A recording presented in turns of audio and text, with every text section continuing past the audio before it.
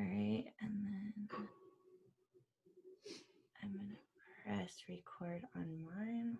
All right. Welcome to the Invest Your Best podcast. I am your host, Allie Kay, and I am so excited because, one, this is my second guest that I have on the show, but this guest is so inspiring.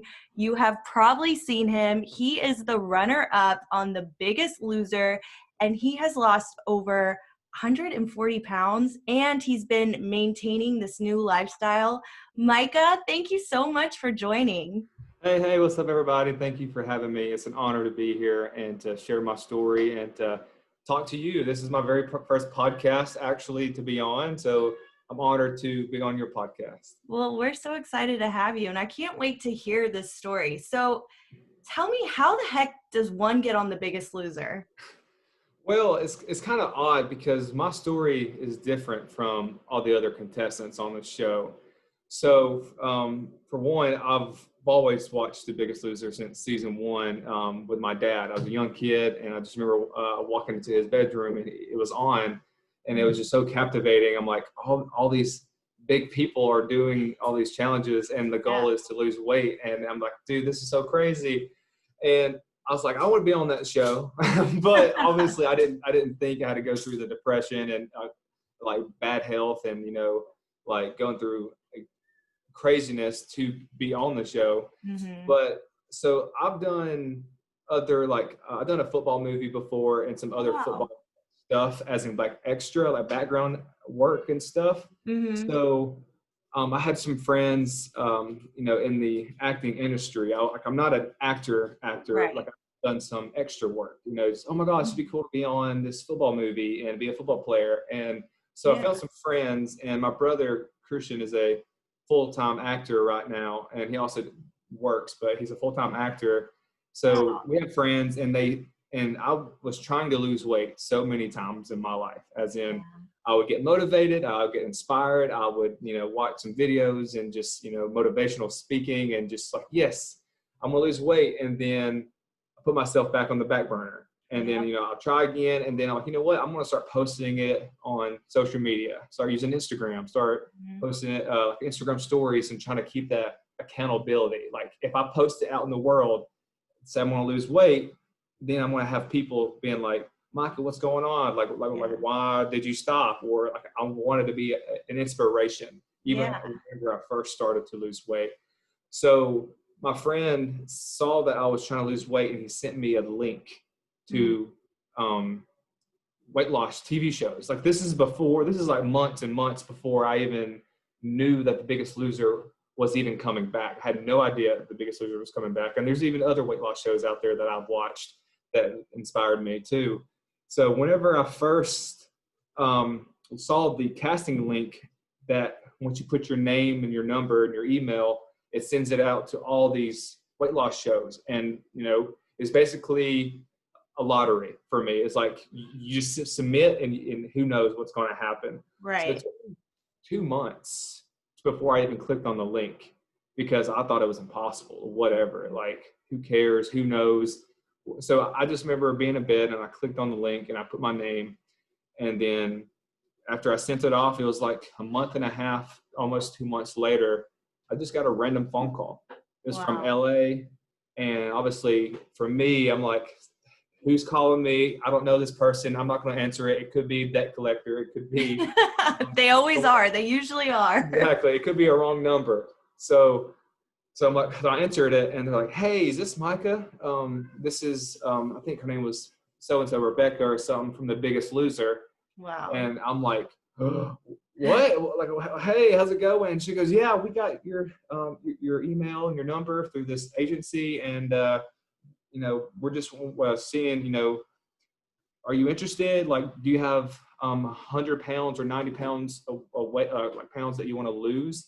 I'm like, yes, I could definitely, I want to lose. And at this time I was on my own weight loss journey as well. So I was like, oh my gosh, am I even fat enough, or am I even big enough to be on the show? Because you look at these people and they're like 400, 380 pounds, 400 pounds. And I'm like, I hold my weight well because I'm an athlete. Played football all my life, basketball all my life. And so like even my family's like, Micah, are you even big enough to be on The Biggest Loser? So and you know, for me, I didn't even submit a Biggest Loser application at all. And some of the contestants tried for years to get on the show. Wow. And for me, they called me and was like, hey, you know, so that's how I end up getting on the show is they contacted me, and then I went through the process. Eventually, yes, I had to fill out the application on The Biggest Loser and submit all my, you know, information and forms and stuff. And then I had a Zoom call, and then I had like two Zoom calls, and then that's the process. And then they flew 30 finalists out to Albuquerque, New Mexico. Wow. So yeah, it's weird. It's not normal how I got chosen or got involved with it because they called me, but I guess just luck of the draw, man. So that's it. That's awesome. That's a great story. So you put yourself out there, you filled out those forms, you said, you know, hey, I'm willing to go on a show, I'm willing to lose the weight. What was your lifestyle like? Like, how much did you really weigh? And I know you said that you were starting your fitness journey. What was like your lifestyle then? And why did you really want to make a change? So my lifestyle was, for me, I was living paycheck to paycheck, just trying to find my purpose, just trying to find who I was in life.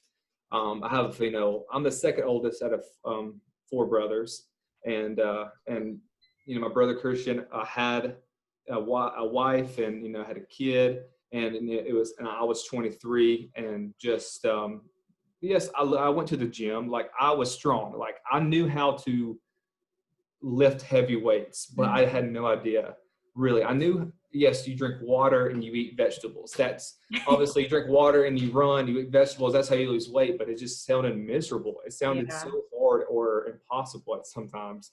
And so I was living, so like I lived with my brother, and then I moved into an apartment with my friend, and then I moved out of that apartment and lived with my best friend and his wife and kids.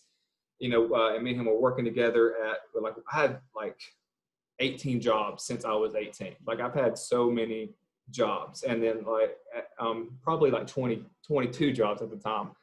And so I was just trying to find my place in life, as in I worked at a moving company. That's where the longest place I worked was a moving company. So, you know, I was getting exercise and I was lifting heavy all day, but, you know, I was just strong. I was moving place to place. I sold roofs. I've worked at McDonald's. I've worked at Taco Bell. Oh my gosh, you've done it all. I've done it all, like construction. Yeah. I've worked with special needs patients. Like I've been everywhere just to find what I want to do. And even in school, when someone's like, I want to be a firefighter, I want to be a police officer, I want to be a mayor, I want to be the president. I'm just like, I just want to be happy. Yeah. That's all I want to do. Like, I don't know. Like, whatever God tells me, like whatever God wants me to be, I'll do it. So, you know, I was just lost. And being 23, my heaviest was 355 pounds. Wow. And on the show, you know, I weighed in at 326. But again, I was losing weight before I got on the show. So that's what weight I started. It's still really, really big, at 326 pounds. But 355 pounds, living with my best friend in his garage, and his wife and 2 girls. So like I just felt like a complete loser. It's kind of ironic, but like I felt like a big loser. I felt like such a loser. Didn't know. I financially, like I was broke. You know, had a hand-me-down car, at least like owned by 4 or 5 people at this point, and hated my job, hated who I was, hated the way I looked in the mirror, and I was depressed, and my confidence level was like way down. Like I had no confidence in myself. I was single for six years, didn't have a girlfriend, and just lonely, so lonely, and I didn't know what else to do. I tried everything. I tried the diets. I tried to be happy, and I felt my self-worth of my image. My image was my self-worth. And I'm like, I looked at, you know, I had plenty of friends that were jacked and had abs, and you look at Instagram, you look at social media, and you see all these people, these in the relationships, all these beautiful women, all these gorgeous, handsome dudes, just happy and in shape and living their best life. And that will just put you further in a hole of how you feel about yourself. And like, don't click the search bar on Instagram, because especially if you're depressed or you're dealing, if you're lonely or you're just dealing with suicidal thoughts or whatnot, it just makes you really, really sad and feel like you're missing out. My biggest thing was the fear of FOMO, which is the fear of missing out. And so I just felt myself like laying in bed, crying, didn't know what else to do. I'm like, what type of change can I make? Like, what can I do right now? Maybe I can't change myself financially right now. Maybe I can't find a girlfriend or find someone that can love me and cherish me. Maybe I can't deal with my living situation. But what I can change is how I am physically, like how I feel. Like, I can change my health. And as soon as I had something to finally focus on and actually put effort and believe in and motivated, and I just wanted to fix me, like love myself first, or help myself first before I could help anybody else. And as soon as I finally focused on that, good things started coming my way. And again, like within a month and a half, 2 months of me trying to lose weight, the Biggest Loser called me, and that's what changed everything. I love that. So you were really at a point, it sounded like you reached your lowest point, Lowest point. Yeah. And you were self-evaluating and just really trying to find that purpose. That's kind of like with me too. I was self-evaluating my life. And just like you said, I love what you said. It starts with yourself, really. That's what we can control, is how, we take care of ourselves mentally and physically. So you fill out this application, you get a call from Hollywood, you're on a plane to New Mexico. Now what? Like, you're on the show. What was that process like? Because I know every week you have to lose a certain amount of weight. So there's that pressure too. And you're competing. So walk me through that, because that's a whole other thing to experience, that pressure. True. So getting flown out and getting chosen. So 30 people got flown out to Albuquerque, New Mexico, and we stayed in a hotel for 12-day process of, so they're choosing 12 people out of 30. And so after that, we were going through medical tests, sleep tests, stress tests, heart tests, swim tests, even mental health tests. Like, it was a 700 question test or evaluation of like how the therapists can kind of figure out, who to choose, or if our mindset's ready. And so we had to go through all these tests and stay in these hotel rooms. Literally, we couldn't see anybody. They tried our best not to. We couldn't talk to none of the contestants or no one in the hallways. We could only talk to the workers. Wow. So as we're going through that, I was eating so much food because as soon as she told me I had a chance to be on the show and I went through my interviews, I started trying my best to gain all my weight back, because it's a show, it's a competition, it's the Biggest Loser. Like, there's a grand prize. The more weight you lose, the better chance of you winning. And I mean, I hate to say that, like, because most people on the show maybe didn't have to try to gain all the weight as much as possible, because they're actually just dealing with that. And even some of the contestants said, "Oh yeah, as soon as I was almost getting chosen, I just ate and like, even in the hotel, they gave us money for food, and we just had a good time living your best life. Living our best life before we went through pain, before our trainers kicked our butts." So through that process, I remember we had to be in front of the network and sit there, and they asked us, "Why do you want to be on the show? Like, what makes you different from everybody else?" And that's scary, to be in front of all the producers, all the network, USA Network people, and it's 5 people per group. And I think my group was the last one to go. And what's funny, my whole group got chosen. That was on the show, my whole group. And And then they brought us into a room, and that's whenever they gave us the news that we were on the show and that we made it. And then, I mean, right there, so all right, guys, we're going to weigh you guys in for your starting weight. And that's, we were in the hotel, like we weren't even at the campus yet.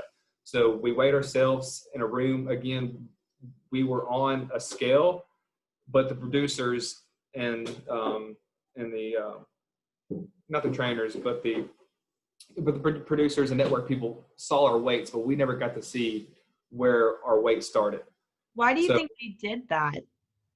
Just so, I don't know, whenever we saw how much weight we lost after the first weigh-in for the elimination night, because we never knew how much weight we lost ever, like until we saw it pop on the screen and you see our first reaction, like, oh snap, that's awesome, or oh man, I could have done better. And so we started in the hotel. It was we were 2 days in the hotel already losing weight. Like I was in my room doing sit-ups at night. Like I didn't know what to do. I was just excited. I'm like, oh, can I go to the gym? And each person only had an hour a day at the gym inside the hotel. And then they finally got everything ready for our first filming day. The first time us being on camera, meeting Bob Harper, meeting our trainers. You know, they want we couldn't talk to anybody. Even when we got chosen, we couldn't talk because they wanted the first initial conversations or reactions or meeting each other be authentic as possible, right, and make it more real for television, because we didn't fake nothing on the show. It was all real. Like yes, maybe Bob and some of the Erica and Steve had lines during some parts, but most of it's all real, from the heart. So I remember writing in, seeing The Biggest Loser sign, and it's the campus, and then writing down, meeting Bob Harper. I've seen him so many times, kick so many past contestants' butt, and just like, man, this guy's going to be scary, but thank God he's not our trainer. He's the host of the show. So meeting him was awesome. It was a dream. He's a lovely guy, very well maintenance, he's Bob Harper. Right. And we had no idea who our trainers were. And and then they split us up between Team Red and Team Blue. So it'd be a red team versus the blue team. So 6 people on red, 6 people on blue. And then blue team got to meet their trainer, which was Steve Cook. And I've been following Steve Cook for a long time. Like I've watched him on bodybuilding.com. Like I was part of his Swoller Nation. As you know, and I was so excited to meet Steve because I've been watching him on YouTube like for years. Yeah. And then the Erica girl, I never knew who this Erica girl was, but some of the other girl contestants have been following her journey on Instagram. So I was happy to get Steve, and just the way it turned out, Team Blue. I wanted to be Team Blue over Team Red, and we started. Bam, we moved into a log cabin. All of us we all lived in this. It's called the coffee shop, and we all lived in this coffee shop area. So the house that you see on TV, that's not the house we lived in. It's just for the cameras. Right. And we all lived in one house, so we all were just close. We didn't have no TV. We didn't have phones. We had no connections to the outside world. We're literally, if we got bored, we either work out or do puzzles. Yeah, living in the house. So and then we started day one.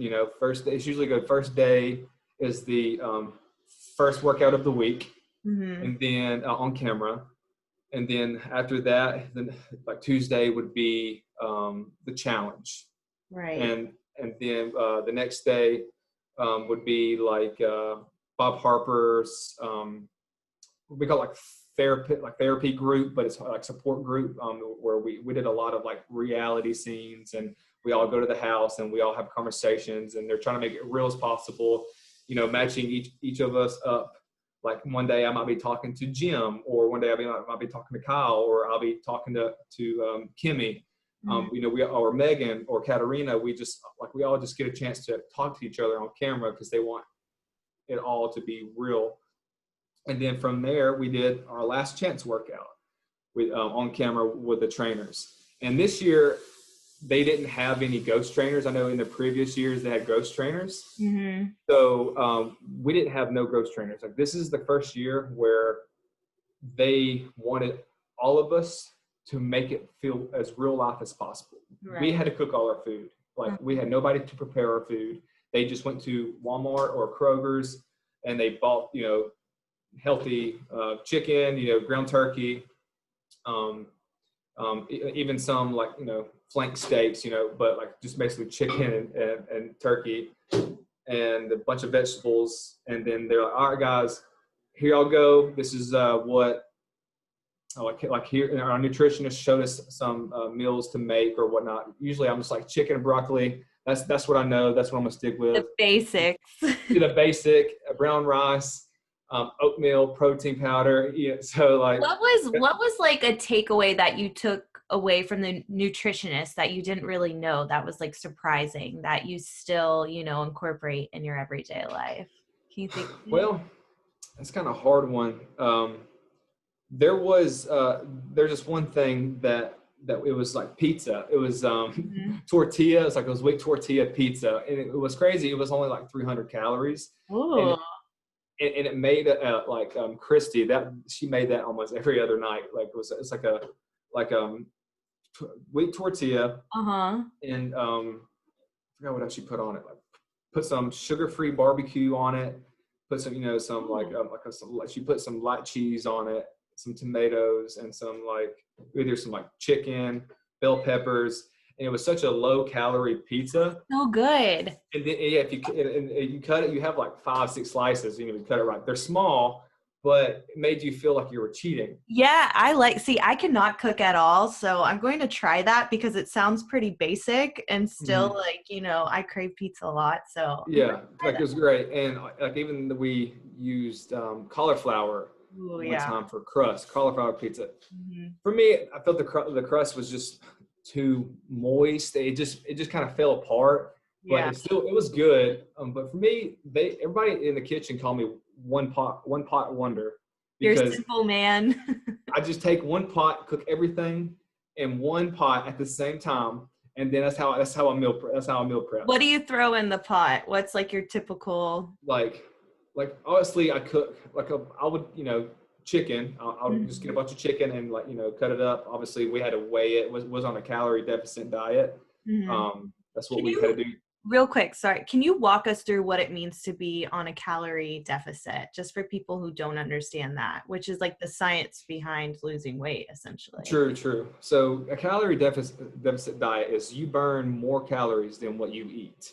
So, and we also had an app that it was very easy to track. It's called MyFitnessPal. So if you need something to track your food, your macros, and knowing what's in your food, carbs, sugars, fats, proteins, calories, that's what counting macros is. It's simple. It sounded hard when I first heard counting macros. I'm like, that sounds like a science project. I don't know what that is. I don't know, but it was just so simple. That's another thing I took away from the nutritionist.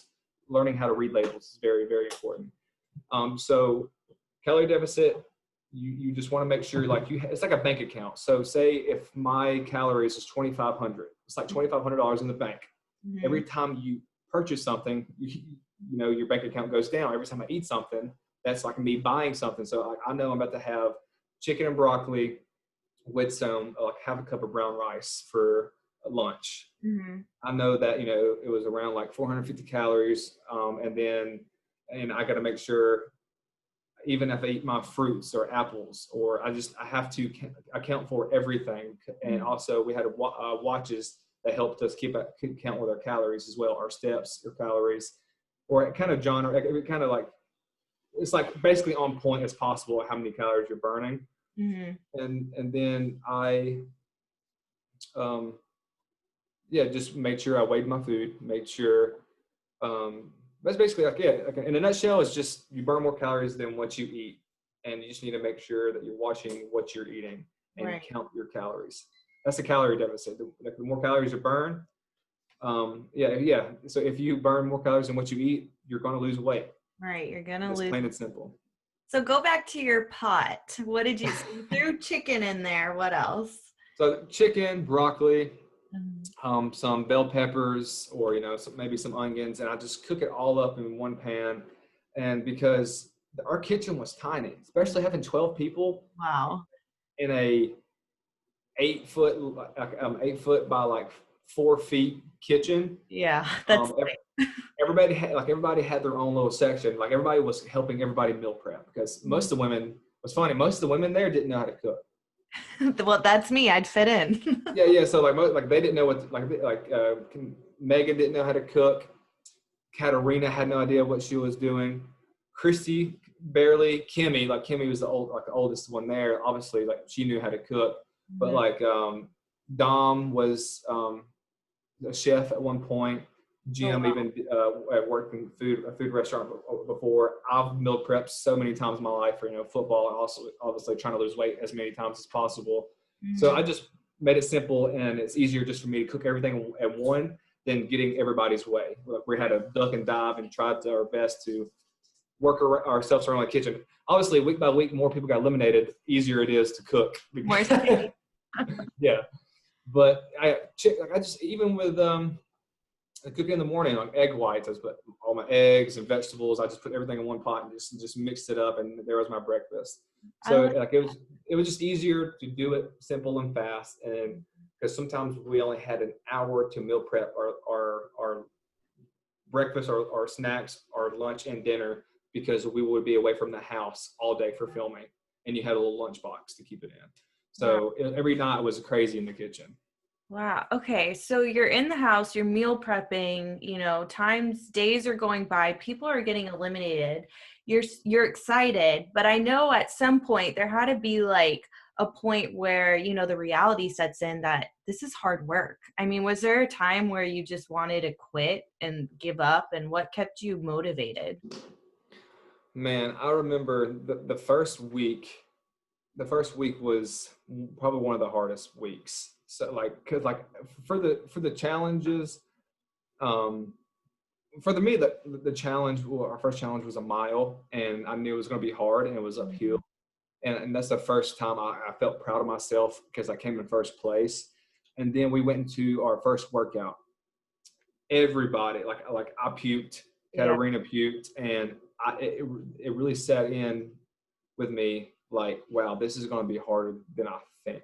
That I thought. This is going to be hard work. Like, this ain't going to be easy. Mm-hmm. And I remember just the second workout, the last chance workout, that was literally the hardest, because my back was hurting. I hurt my back the first workout. I couldn't breathe. I remember he put me on the treadmill, and he was making me run for 5 minutes. Mm-hmm. And I thought to myself, Micah, it would be easier to fall off this treadmill and bust your face just so you can stop working out and get a break. Wow. There were so many times I wanted just to fake an injury or really injure myself on purpose, mm-hmm. just so I could stop working out, because I didn't know if I could do it. I just kept going back, because the trainers and just kept saying, what's the reason why? You have to have a why, especially in your journey. You have to have a why. Like, when you wake up, motivation's good, but it's bullcrap. It goes away. You get motivated for an hour, 2 hours. You wake up the next morning, gone. Mm-hmm. You have to have a why are you doing this? And so I was just like, Michael, why are you doing this? I wanted to be a great role model for my younger brothers that some of them deal with being overweight. I wanted to make my family proud. I wanted to make my state proud. I wanted to obviously overall make myself proud, and finally finish something, because I always gave up. For me on the show, failure was only thing I knew was failure. I failed at relationships. I failed at education, college dropout. I failed at jobs, job after job, just trying to be a good person and help myself and help other people. And everything just never went my way. And I just said, this is something that I don't want to fail at. Mm-hmm. And so that's the point. My first week was something it was hard to get through, but I knew as soon as if I could get through my first week here and make it to the next week, then I would be able to win this thing. And that's what I wanted. I tried every day. I wanted to win so bad. That was my goal. I wanted to come home the biggest loser. That was my goal. That's awesome. And you lost 140 pounds. You were runner up. And now I just saw that you just became a certified trainer. Mm-hmm. So that's amazing. Congratulations. Thank you. And even like for me with my weight loss journey, it's a process. Like, I feel like the journey's never over, because it's like you lose weight and then you want to become stronger. And I see it in your pictures too. Like, you're constantly transforming. So how did you transfer, your lifestyle on The Biggest Loser, where you had, personal trainer, nutritionist, you had the cameras, you had that extrinsic motivation of winning money to really, push you? How did you transfer that today to continue it today in your life? Oh yeah. So coming off the show, I was obviously excited. Obviously the show was going to come out because the finale was December 13th of last year. Mm-hmm. Leaving there, I knew that the show was going to come on soon. Like, it was going to come in like February, and I wanted to make sure, because I couldn't post on social media. I couldn't let anybody see me. I couldn't be in my like Thanksgiving pictures with my family, Christmas pictures with my family. I had to completely be a ghost until April, until the show ended. That's hard. Yeah, it was hard, and I didn't want to be able to like post my first picture of what I look like now, and like I gained 25, 30 pounds back within that time. Everybody like, what the heck, Micah? The last episode you look like this. The finale you look like that. Mm-hmm. But some people thought the finale was live, which it wasn't. This is like the first finale that wasn't live on every season. It's usually a live finale. Mm-hmm. And we also had way less time than any of the seasons, because usually the show was playing as the people are still losing weight at home. But this time it's just 15 weeks. Mm-hmm. That's it for my whole entire Biggest Loser journey. And I did not want to be known as a person who gained their weight back, who had been on The Biggest Loser. So, obviously I hired a trainer myself. I really believe in trainers. Like, if I didn't have a trainer, I tried so many times on my own. Mm-hmm. I needed a trainer. I needed someone like a football coach. Mm-hmm. I just needed someone to make me do it. And I knew that I could. And then from then, I transferred my calorie deficit diet to now I do like intermittent fasting. Mm-hmm. For me, that allows me to not feel like a prisoner to food, because diet has the word die in it, and I'm just like, oh yes, I didn't think of it that way. You're right. Like, it's miserable. Like, once I'm on a diet, it's like, oh man, it's like, I'm on a diet, man. This is gonna be hard. But no, I just made a lifestyle change. Like I'm like, hey, I'm gonna do intermittent fasting. Yes, I have to skip out on breakfast or whatnot, but I know how to do fasting safely now, and it allows me to have a piece of cake and also continue my weight loss journey. Because again, I say YOLO, you only live once. Like, you need to enjoy life, but also in moderation. So you just need to do it like not all the time. But sometimes I might overdo it, but then again, I have that little like a voice in the back of my mind that pulls me back to what I know, what I've been through, how far I've come. I just need to make sure that go to the gym, surround yourself with people that's positive, that loves you, that lifts you up, that's going to push you into success, and not be around people that hold you back. That's the reason why I moved from Alabama to Georgia, so I could be around people that's in the industry of fitness, and people that's positive, people that's going to make sure that I'm not going to fail. And still keep in contact with Steve, my trainer, as much as possible. He's a very busy man. And I just always continue to think, what's my why? Why am I doing this? Micah, don't ever let yourself go back there. And my biggest thing from the show until now was to be relatable as possible. I was 23 and 24 now. I know like a lot of younger people, I know older people too, but a lot of younger people may watch the show that may felt like they were in the same boat as I am. Young, don't know what they're doing with their life, depressed, addicted to either, being alcohol, nicotine, marijuana, like drugs, but I wasn't addicted to drugs or anything like that. I was addicted to these things to try to numb the pain, and it just made it worse. It just made me feel bad even worse, and maybe dig into food even worse. And I just wanted to let those people know that there's hope there's hope out there. Like, if I could do it, this dude from Alabama, from Aniana, a place that some people can't even pronounce or even spell, that's in nowhere, that got chosen, that got a light put on him, that could be inspire thousands of people, being like, that guy Micah, he had the heart, he saw the light at the end of the tunnel, he didn't give up, he didn't let the darkness take him, and he kept fighting. Like, that's all my life, I've been through with my mom on drugs, and her choosing like that lifestyle over her own kids, being out of like my mom's bad like marriages, being hit, just there was so much I've been through that, like, if I've made it through that, I can make it through this. And like, all I wanted was just to look in the mirror and love what I saw, instead of seeing this overweight failure that just let life pass him by. And I said, I'm going to choose me. I'm going to choose life. I'm going to make sure that I'm going to change the atmosphere around me and also in my family. Because sometimes people's life or family is going crazy. Dad may abuse you, or mother on drugs, or a drunken father, or whatever they're going through. Maybe the change starts with you, and you can be that change to set the fire and let, or like the ripple effect. So that's what. And man, seeing my family's, like I'll tell you that at the end of it, like whenever I first saw my family after losing weight, I'll wait a little bit until we get through some of the Biggest Loser stuff. But it was just heartwarming to see their faces light up whenever they saw a new person. Yeah. Yeah. I love that. I love the message that you just shared, where you can choose your path. You can choose what you want to do, no matter what your circumstances are.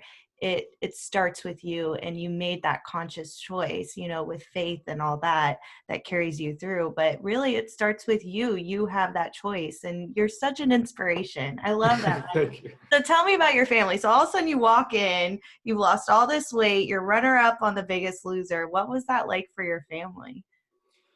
Man, so the top three.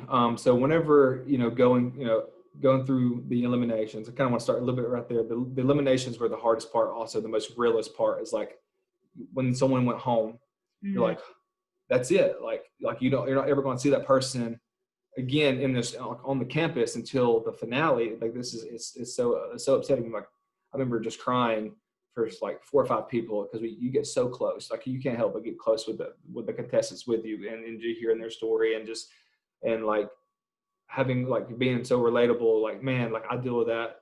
I like Robert, the first person went home. It was the most shocking out of the season when Robert, the guy that should have won the show, went home. And I got so close with those people.